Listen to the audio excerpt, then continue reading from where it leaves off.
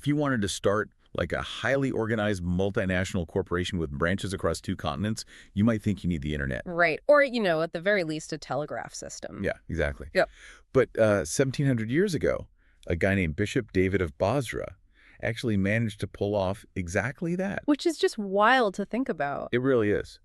And he did it armed with nothing but advanced Mesopotamian medicine, a mastery of the monsoon trade winds, and a language that you've probably never spoken.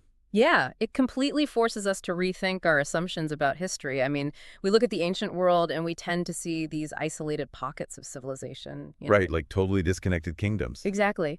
But the deeper we look into these early Indo-Persian ecclesiastical networks, the more we realize we are looking at a system of administration and trade and diplomacy that honestly rivals modern globalization. So, today's deep dive is focusing on exactly that. How Bishop David fundamentally transformed this scattering of, well, legendary, almost mythic Christian communities on the coast of India into a formalized, globally connected province. And to understand how he actually pulled this off, we have to look at a massive piece of historical detective work. Yeah, we're drawing really heavily today on the Chronicle of Sirt. Right, which, for those who haven't read it, is an Arabic language history compiled between the 9th and 11th centuries. But they were pulling from much older stuff, right? Oh, absolutely. Older, often lost Syriac sources. And bringing this text into modern scholarship was just a monumental task. It was primarily driven by the translations of Alphonse Mangana and Adaisher. Right. They took these incredibly dense, complex manuscripts and essentially gave historians the keys to bridge that gap between apostolic legends and, documented institutional history. Because when you look at the legendary first-century arrival of the Apostle Thomas in India, it feels a lot like the mythical garage founding of a Silicon Valley startup. That's a great way to put it. Yeah, you have a radical idea, a couple of early adopters, and they're operating entirely on their own out in the wild. Yeah. So the mission of Bishop David is basically the moment that frontier startup finally gets a corporate HR department. It's the day they get officially folded into a massive, heavily regulated global network. So let's look at the executive who orchestrated that merger. Yes, let's. The sources introduce us to Bishop David, who is sometimes referred to as Duty in the texts. Duty. Yeah. And in the late 3rd and early 4th centuries, he is sitting as the Bishop of Basra, which the text calls Per Adimashan. Right.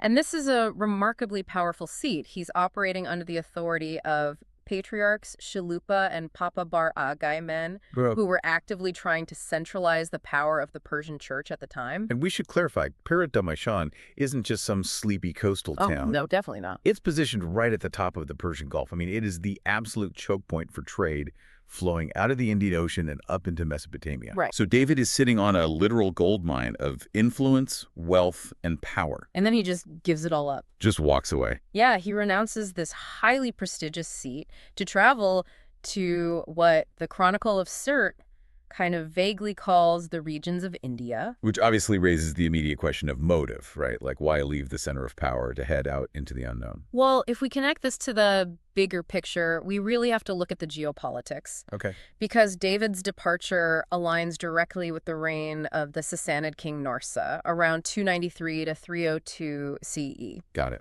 And the Sassanid Empire wasn't just interested in land at this point. They were aggressively pivoting to dominate the maritime trade routes. Because of Rome, right? Exactly. Rome's appetite for Eastern luxury goods, spices, gems, silks, textiles, it was just insatiable. Yeah. The Sassanids realized that whoever controls the sea lanes connecting India to the Persian Gulf, well, they essentially control the global economy. Here's where it gets really interesting, though. David isn't just packing up for a spiritual retreat. Yeah. He is riding the crest of this massive Sassan economic expansion. But he's not doing it with an army. The Chronicle of Sirt points out a very specific, crucial detail about him. It explicitly identifies David as an eminent physician. And that is really the defining characteristic of his entire mission. Right. You see, in the East Syrian tradition, there was this profound intertwining of the roles of cleric and healer. They didn't really separate them. Right. The human being was viewed holistically. You didn't separate the healing of the physical body from the healing of the soul.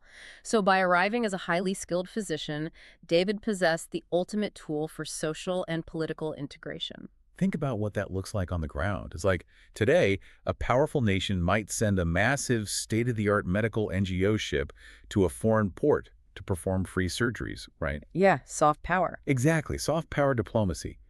It's entirely to win the favor of the local royal court and secure regional alliances. David is doing the ancient equivalent of that. He really is. He's walking into these incredibly lucrative Indian ports like Muziris and Nelsindis places that essentially function like the Wall Street of the ancient spice trade. Oh, absolutely. And he's providing advanced healthcare to the elites.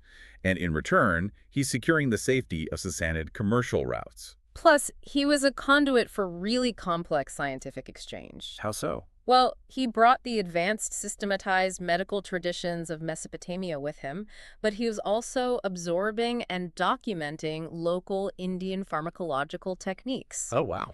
Yeah, this specific kind of cross-cultural medical synthesis actually became a core pillar of the Sassanid world. It acts as a direct precursor to the Academy of Ganeshapur. Which was huge, right? Massive. It later became one of the most important intellectual hubs of the entire ancient world. But wait, if he is arriving with all this Persian backing and medical technology and diplomatic clout, who exactly is he treating and preaching to? Because the text says he found Christians already there.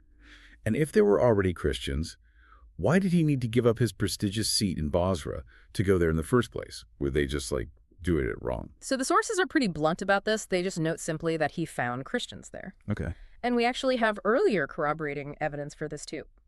Pantaenus of Alexandria, he was a Greek theologian. He visited the region around 180 to 190 CE. Oh, 100 years earlier. Exactly.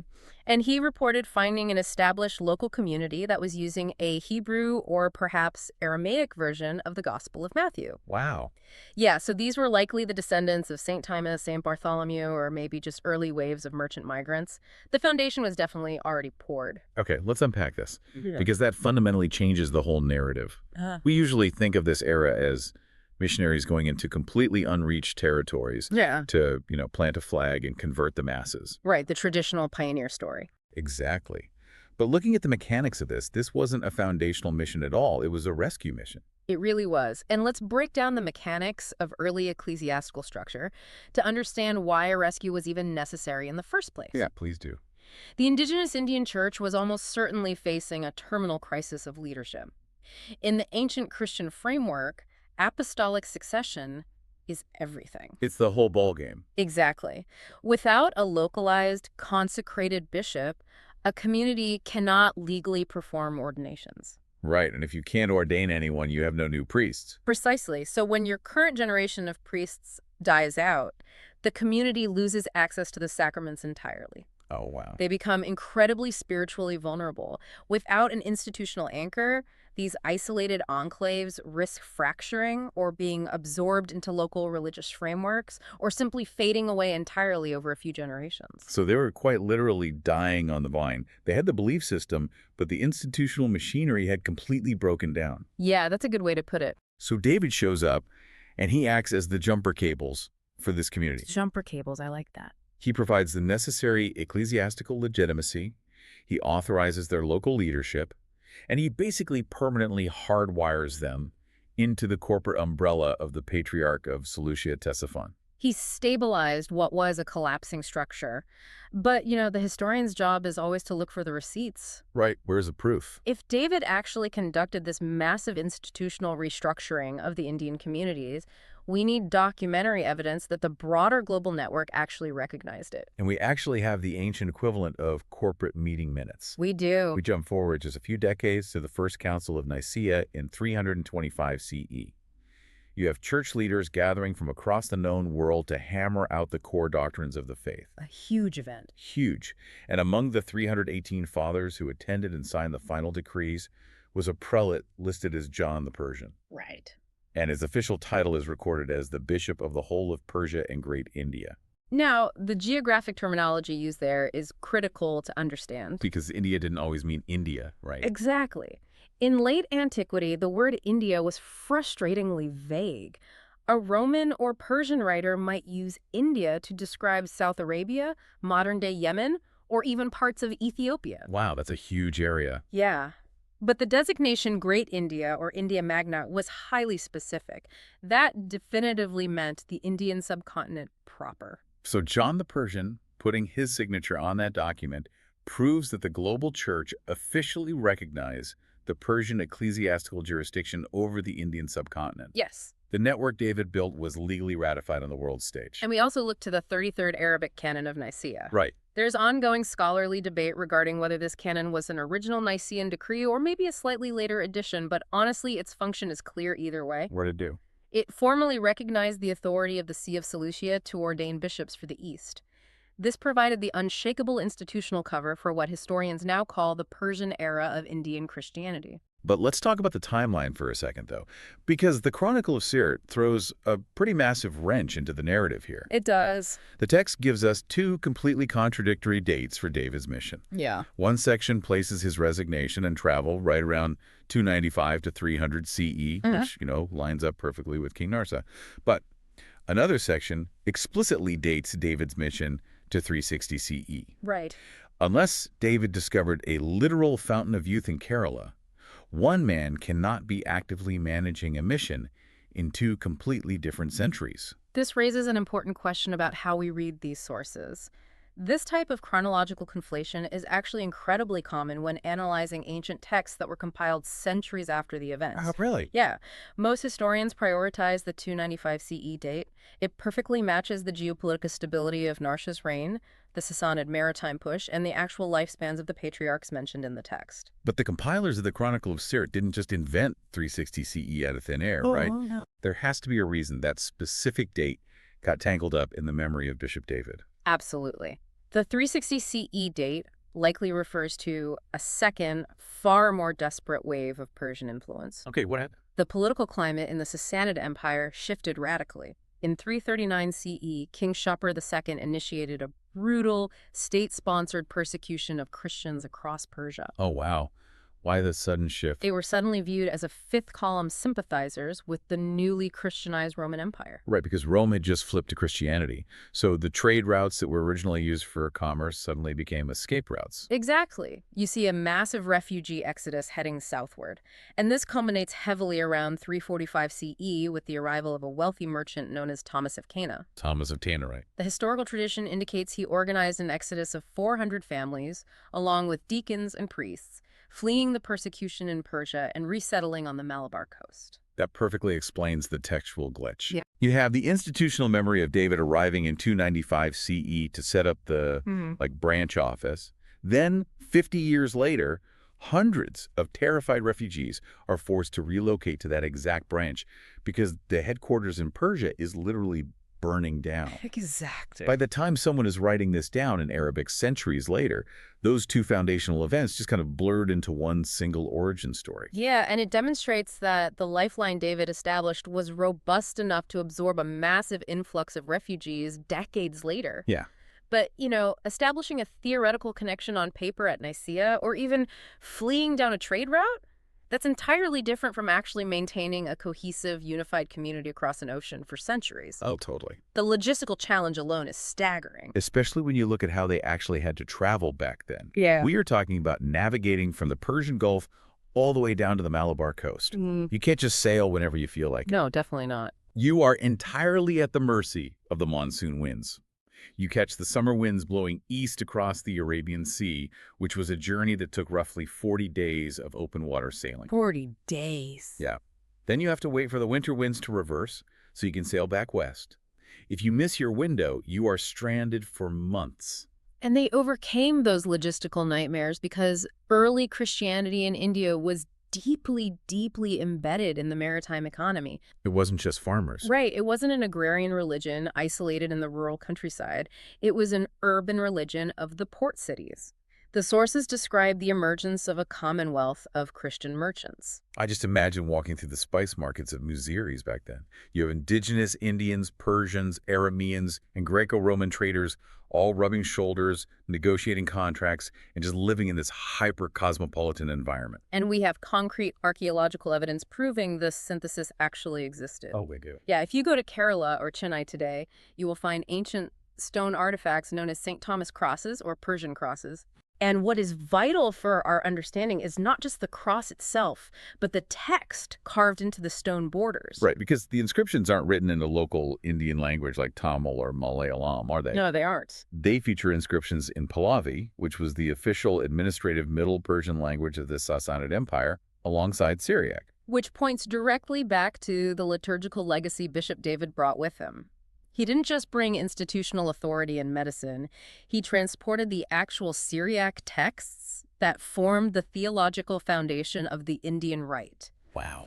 The Chronicle of Sirt points specifically to texts like the Anaphora of Adai and Mari, and this is one of the oldest Eucharistic liturgies in the entire Christian world. So what does this all mean? I Yeah. think Syriac essentially functioned like English does in modern international business. That's a really good comparison. Like, if a Japanese tech firm is negotiating a merger with a Brazilian manufacturer today, the contracts are almost certainly drafted in English. Right. It's the universal operating system. So Syriac wasn't just a holy language spoken quietly in a sanctuary. It was the operating system that allowed incredibly diverse merchant guilds to actually trust each other. Exactly. It allowed a Persian refugee and an Indian spice trader to trade effectively and worship seamlessly across thousands of miles of ocean. And that linguistic bond facilitated a highly unique cultural synthesis that became known as the Margam, or the Way of St. Thomas. The Margam. Yes. To survive and thrive in India, the Christian communities deeply integrated into the local social fabric. They adopted local Hindu dietary laws, they adhered to concepts of ritual purity, and they fit themselves neatly into the complex local social hierarchies. Well, they kept their religion. Yes, despite this deep cultural assimilation, they fiercely maintained their Eastern Christian religious identity by fiercely guarding that Syriac liturgy. It's an incredible balancing act. Yeah. You eat and socialize according to local Indian customs, but you worship and conceptualize God using Mesopotamian theology translated into Syriac. It is the ultimate testament to the durability of the network David established.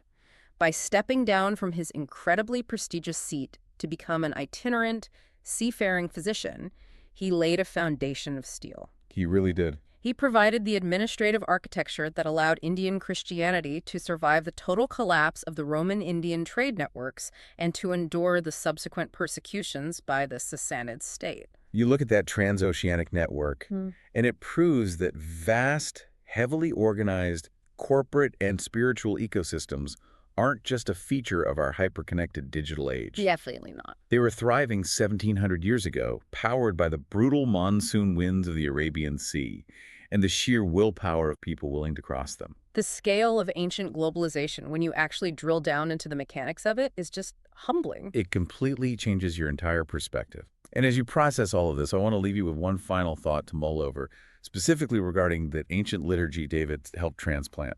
The anaphora of Adai and Mari is famous among modern theologians because it contains a massive, glaring omission.